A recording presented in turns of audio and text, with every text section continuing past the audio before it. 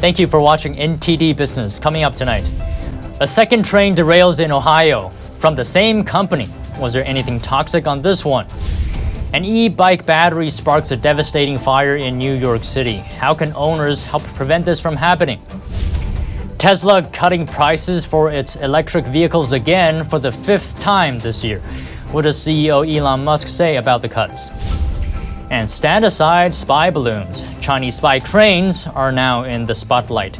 Pentagon officials are worried these cranes are collecting data on what's going in and out of the country. As U.S.-China tensions keep rising, we talked to a New York Times best-selling author about the possibility of an EMP attack on the American power grid. That and much more coming up on NTD Business. Great to have you with us. Don Ma here. In Ohio, a second Norfolk Southern train derailed over the weekend, this time near Springfield. No one was hurt.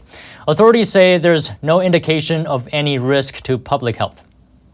There was no release of any chemical or any hazardous material to the soil, to the air, to the water. We were, of course, tracking that closely. About 20 cars of the 212-car freight train jumped the tracks on Saturday. A shelter-in-place order was lifted Sunday morning after no hazardous materials were found. An investigation is underway to figure out what caused the train to derail.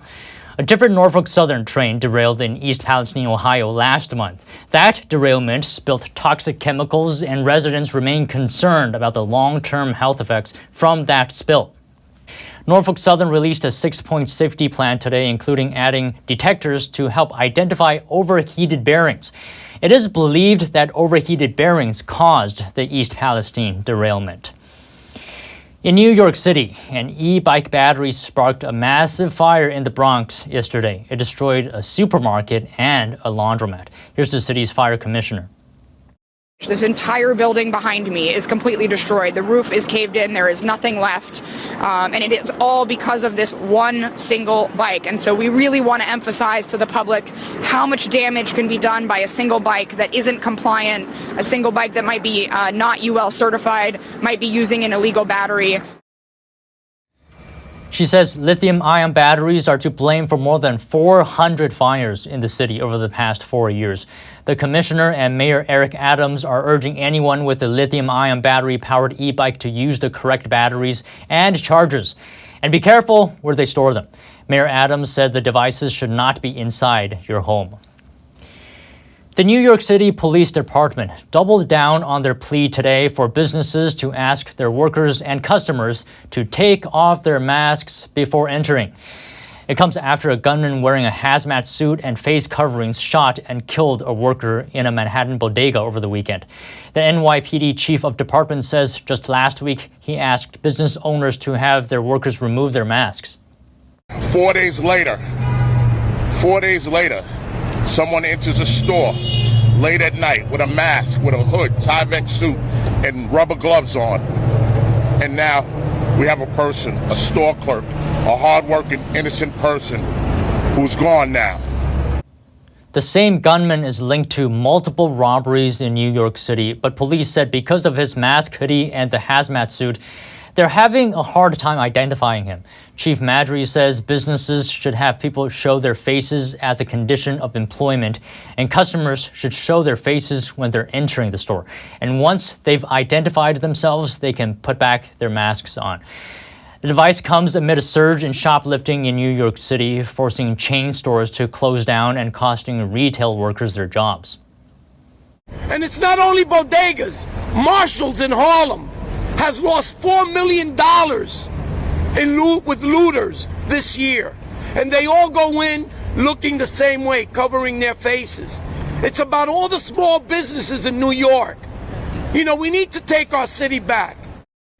According to data analysis by the New York Post, there were over 63,000 reports of shoplifting and retail robberies in 2021 and over 43,000 incidents in 2022. Federal prosecutors say Sam Bankman-Fried should be allowed to have a flip phone with no internet access while on bail. The attorneys for the former FTX cryptocurrency exchange founder also support the proposal, which also calls for Bankman-Fried to have a basic laptop with limited functions. He's also going to be restricted from scrolling the internet. The proposals come after the judge found a threat of witness tampering and said he could possibly revoke Bankman-Fried's bail. He's been charged with multiple counts of conspiracy and fraud in what prosecutors allege is one of the largest financial frauds in U.S. history. Bankman-Fried has pleaded not guilty. He was released on a $250 million bond and is confined to his parents' home in Palo Alto, California.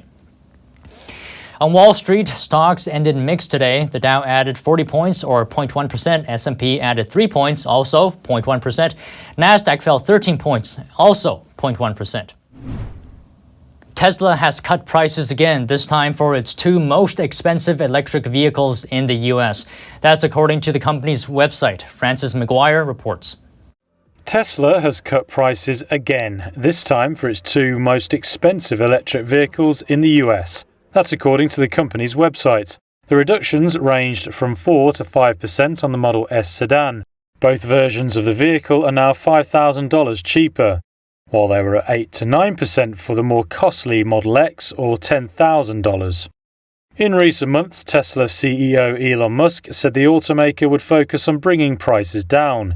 He also said recent price cuts on other models had driven fresh demand. The latest discount is Tesla's fifth since the start of the year. The electric car maker slashed prices on its cars across all markets in January and offered discounts of up to a fifth. Many analysts saw that as the start of a price war by the market leader in electric vehicles. Meanwhile, two more senators are zeroing in on foreign tech products like TikTok. Virginia Senator Mark Warner is the chairman of the Senate Intelligence Committee. The Democrat plans to propose a new bill this week, along with GOP Senator John Thune. Here's Senator Warner on Fox News Sunday. In terms of foreign technology coming into America, we've got to have a systemic approach to make sure that we can ban or prohibit it when necessary. Does that mean TikTok? That means TikTok is one of the potentials. The measure would aim at letting the government ban or prohibit foreign goods and services that are deemed risky. Warner also voiced concern that the app can be a propaganda tool based on the types of video it sends to users. Pressure is rising on the popular video sharing app amid concerns that U.S. user data could fall into the hands of the Chinese regime. More than 30 states have banned the app on government devices. The White House has also barred the app from all federal technology. While the House Foreign Affairs Committee voted Wednesday to give President Biden the power to ban TikTok. In today's special report, we take a close look at Chinese spy cranes. Now, Chinese spy balloons have been talked about a lot in recent weeks, but now Chinese spy cranes are taking the spotlight. These giant Chinese-made cranes are operating in American ports, and U.S. officials are worried China is using these cranes to gather intel on important American shipping data. Around 80% of the cranes in American ports were made in China. They're made by Chinese manufacturer ZPMC. These cranes are used to load and unload container ships. Pentagon officials compared these cranes to a Trojan horse because China may be able to track what America is moving in and out of the country with advanced sensors and cameras. But so what? Why does it matter, right, if China knows where the U.S. is moving in and out of the country? We talked to former White House intelligence official Michael Sikora. Sikora says China's strategy is to gather different pieces of data to put together a complete picture of what the U.S. is doing. If you're tracking what hardware comes in, where it's going, you can see from a commercial sector what's going on. You can also see from a military perspective in terms of what units are there, what size they are, what sort of gear they're getting in for training, which then strongly indicates exactly what they're expecting to be deployed. Aside from monitoring containers, for years people have wondered if China could control them remotely. Maritime historian Sal Mercogliano has been talking about this for over a year on his YouTube channel called What is Going On with Shipping. There's a definite concern here, according to him. If the cranes were able to be disabled, turned off, or damaged in a way, it would have a catastrophic impact on the port. What we saw during the height of COVID, during the supply chain crisis, would be magnified at ports around the United States because you would not be able to effectively move containers on and off the vessels. A logistics expert, Ross Kennedy, who's worked with ships and ports for 20 years, told us that China could have a better idea of how to hurt America with the data it collects. If you take data that's coming off these EPMC cranes, what you then begin to be able to do is really quantify the health of the entire economy of the United States by knowing what we're truly shipping and what we're not shipping, what we're importing and not importing. When you overlay that with all the other data that's available to someone who's an economic planner or supply chain analyst, they can begin to get a very clear picture of what we're strong in and what we're weak in economically. Now, to put it simply, these cranes could track what's going in and out of the country. China could shut down all the cranes, and China could even control the cranes remotely. What can be done? Kennedy argues we should just get rid of them. The simplest and most straightforward way to go about it is for the U.S. government to subsidize those ports authorities to rip the ZPMCs out all the way, send them to the scrapyard, or put them on a ship back to China and say, here, we don't want your cranes anymore, and install cranes that are manufactured by companies and countries that are definitely integrated with the U.S.'s national security interests. Former White House intelligence official Michael Sikora believes this is a complex problem and that we need a complex solution to solve it. We're not going to solve it with one technology, one solution, one whatever. So it took time to put it in place. It's going to take time to take it out of place. And to do that, we have to do it in a way that our resources are utilized the most effective way to minimize the risk as much as possible at each step.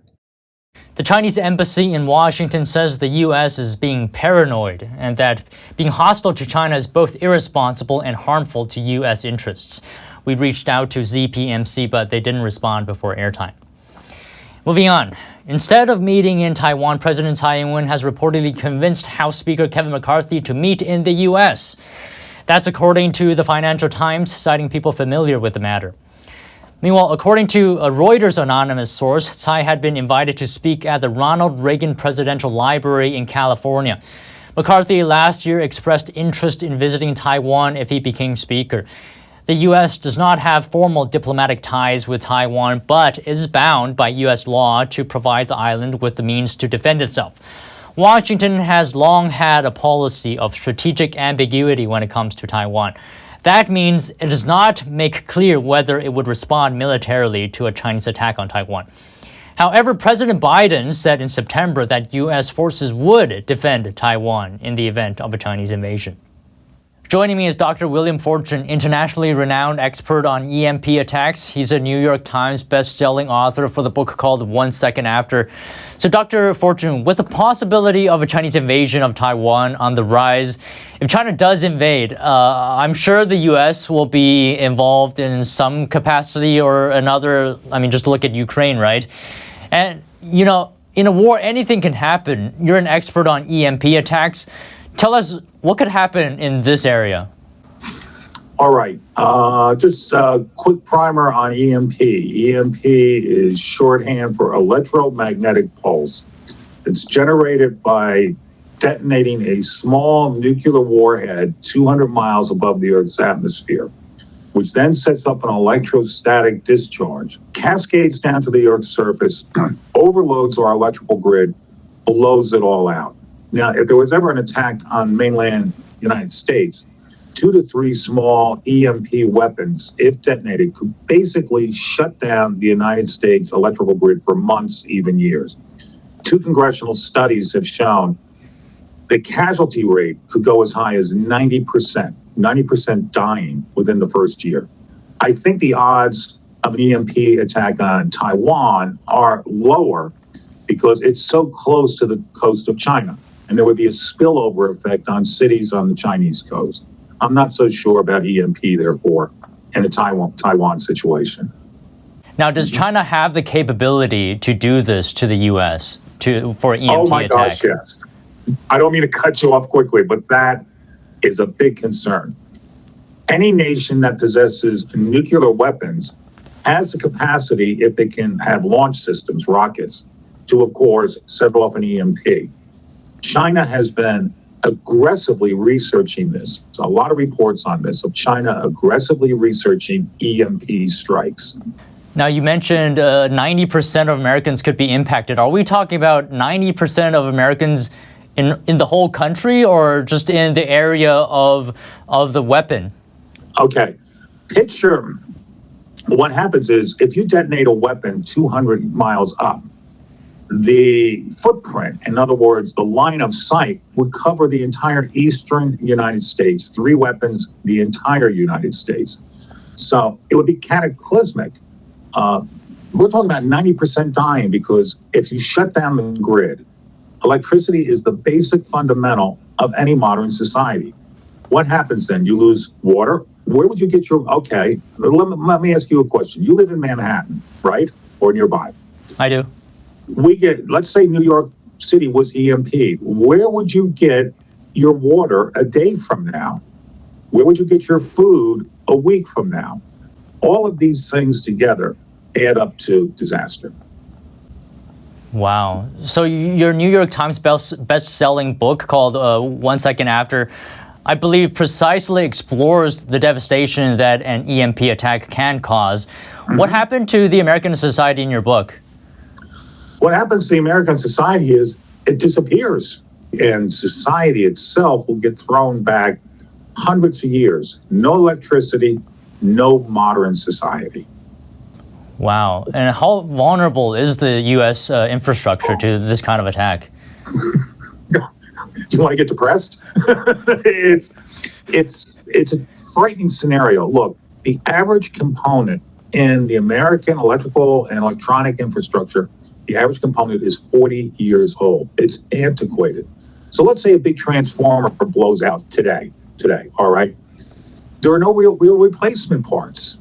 We have a very low stockpile. So we order a new transformer. This is an interesting point. Order a big new component for your electrical system. Where does it come from? Take a guess. Just take a guess. Where do you think they're manufactured?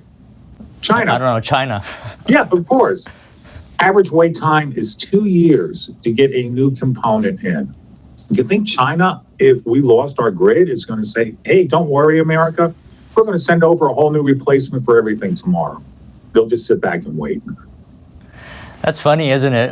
If China does the attack, we're asking China to help with our recovery. That's kind of ironic. How dependent are we in terms of infrastructure on China? I wonder if you know this. I'm sort of speechless for a second here, and I talk about this all the time. We're totally dependent on foreign suppliers for almost every major component, even some things within the military. ATMs are on the decline as the U.S. moves toward a cashless society. The Wall Street Journal reports that ATMs peaked in 2019 with 470,000 machines. Then the pandemic set off a surge in digital payments, and the number began falling. The paper cites a Euromonitor projection that cash and check payments will fall to 14% soon. In 2010, they comprised 42% of transactions. Some Americans still rely on cash, and the trend could make it more and more difficult to get it. The IRS is reminding taxpayers that they have to report income from the gig economy, as well as from service industries transactions from digital assets and foreign sources. Also, what is the situation with the reporting rule for online businesses of transactions over $600? We talked to America's accountant for some helpful tips. Joining me is Dan Geltrude, America's accountant and managing director of Geltrude & Company. We're in the middle of the tax season. I was wondering if you could give us some helpful tips with tax filing. I mean, who better to talk to than America's accountant, right? Now, Dan, there seems to be some confusion about the $600 reporting rule. I'm sure you're familiar with that. What exactly is the situation for tax year 2022?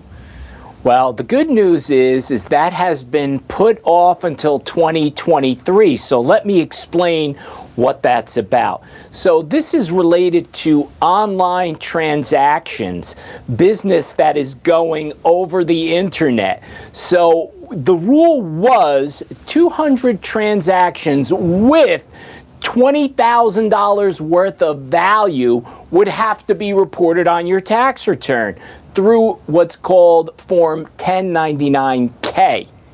The rule was then changed to $600, period. And that basically would grab almost everybody who's transacting online or through an app. So because it seemed to be overwhelming and kind of at the last minute, the IRS decided that they would push that off for 1 more year. So we got a little bit of a break there. Right, and it was pretty controversial when they proposed the rule, right? Maybe talk a little bit about that. It was controversial from the standpoint of basically the IRS saying now there has to be formal reporting to us. You see, your income needs to be claimed either way. But the whole point of the IRS not having the ability to match up that income was the issue. So people assumed, well, I don't have to pay any taxes on that money. Really, that wasn't true.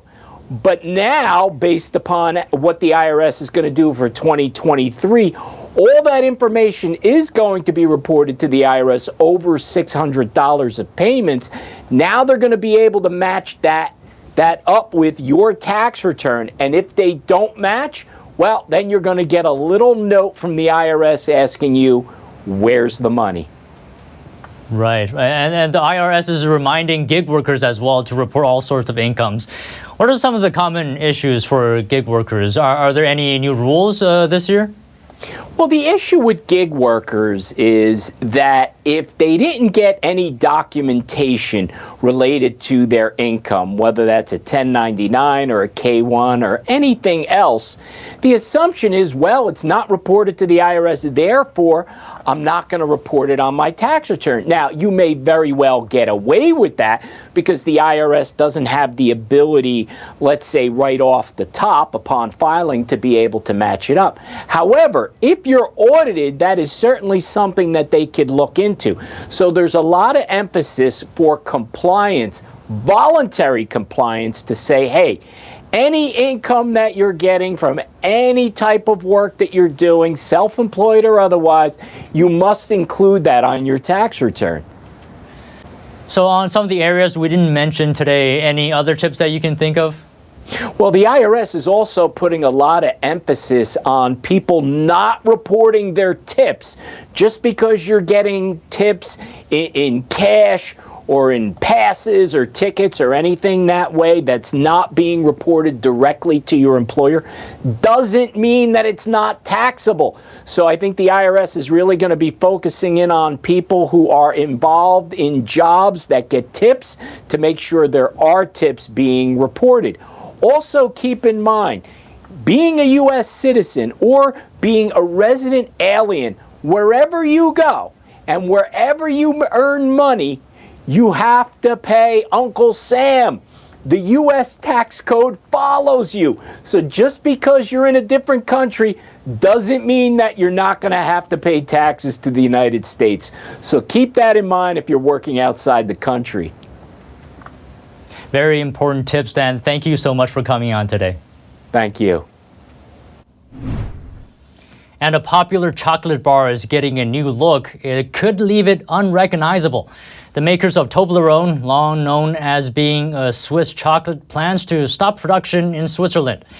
It's going to move manufacturing of the peak-shaped treats to the Slovakian capital. Along with the move, the company says the chocolate will lose its trademark packaging with the iconic Matterhorn mountain. In a statement, the company said they're making the changes for legal reasons. Under Swiss law, national symbols like the mountain are not permitted on products that don't meet their criteria. The bar's new look has a distinctive Toblerone typeface and logo, along with the signature of its creator, Theodore Tobler. And that's all today from the NTD Business team and myself, Don Ma. You can follow me on Twitter if you're there. And if you have any news tips or feedback for the show, please email us at business@ntd.com. Thank you for watching. We'll see you tomorrow.